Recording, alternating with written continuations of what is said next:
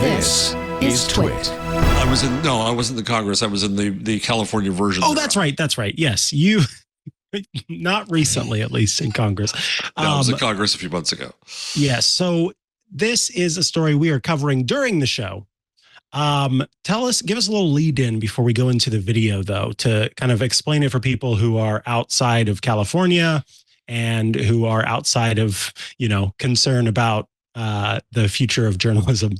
It's a legit Google story, because what's happening is that the lobbyists for the newspaper industry are whining and kicking their feet and writing bills to try to get Google and Meta particularly to pay them a bunch of money, arguing that they stole the newspaper's money as if God gave those newspapers the revenue in the first place. And there's a federal bill called the JCPA that has not gotten off the dime, but there are state versions. And there was one in Illinois that almost passed, and I testified against it and maybe had some small role in killing it. Instead, they passed two other bills to benefit news. And in California, there's been a version of it called the CGPA, the California Journalism Preservation Act. And it's awful in my view, and I've written a lot about it. We've talked about it on the show. And I wrote a 41-page paper that was commissioned by the California Chamber of Commerce about the bill, its weaknesses, the history of copyright, the history of media consolidation in California, what the hedge funds have done to news in the state, and offering a whole bunch of alternatives that I thought were better.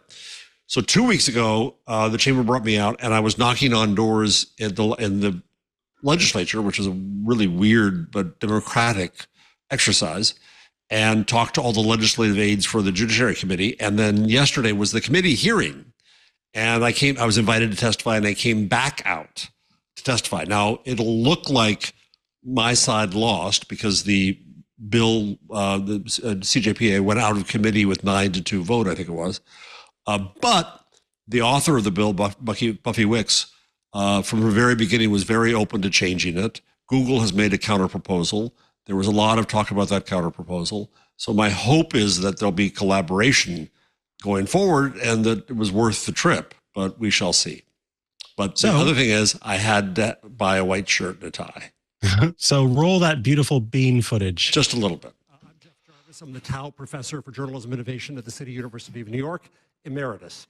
In a paper commissioned by the California Chamber, I analyzed AB 886 and examined the long history of newspapers lobbying since the advent of radio to extend copyright and diminish fair use for their exclusive benefit. I oppose AB 886, first because it will benefit the hedge funds that control 18 of the state's top 25 newspapers and are primarily responsible for destroying newspapers. I fear that national media conglomerates, as well as extremist and propaganda media, may benefit as well. The bill is likely unconstitutional, in my opinion, in that a government-imposed fee on accessing content is a tax on reading. And the retaliation clause compels speech, which is not free speech. I was gratified to read your comments, Chair Umberg, in the LA Times, saying, and I'll quote, "We could screw up so that we make it so expensive that the platforms don't carry journalism content. That would be catastrophic." Amen. You can end it now. That's fine. That was I got my really impressively quick speech, I will say, just off the bat. You only had 3 minutes, and you were getting the words in there. I did it in 2:45. Very impressive. 400 words. Wow. So the guy next to me is the Google head of news partnerships, a really nice guy named Jaffer. And when they were working on his talk, the person that I talked to try to get background on for my talk inside Google said, "Well, his is at 10 minutes." No, and so I'm glad I went first.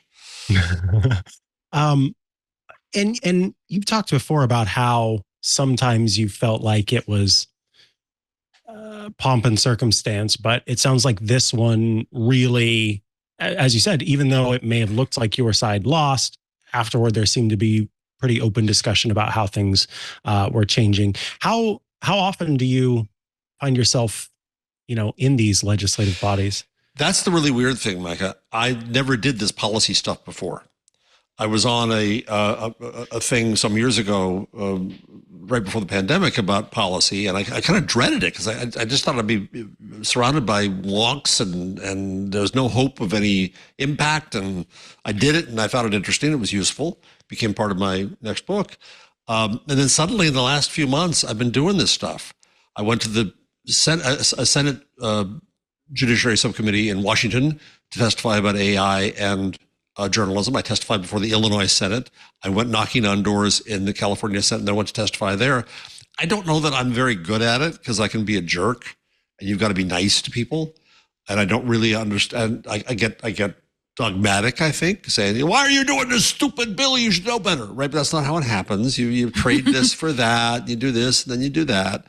There's other legislation in California right now that I really hate about AI that would make the model makers for AI sign a statement asserting under penalty of criminal perjury that their models are safe, which is an impossibility. It's naive. It's stupid. So when you see legislation like that, you want to tear your hair out and say, God, they're so stupid. I can't.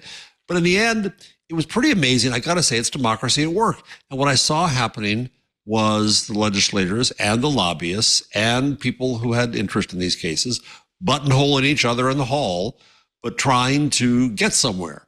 Mm-hmm.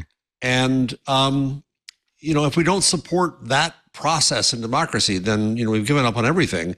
And where something actually happens, unlike the U.S. House of Representatives, then I think it's actually somewhat gratifying to see. I don't want to get in the habit of it, and I'm not going to be very good at it, but it was a really interesting process.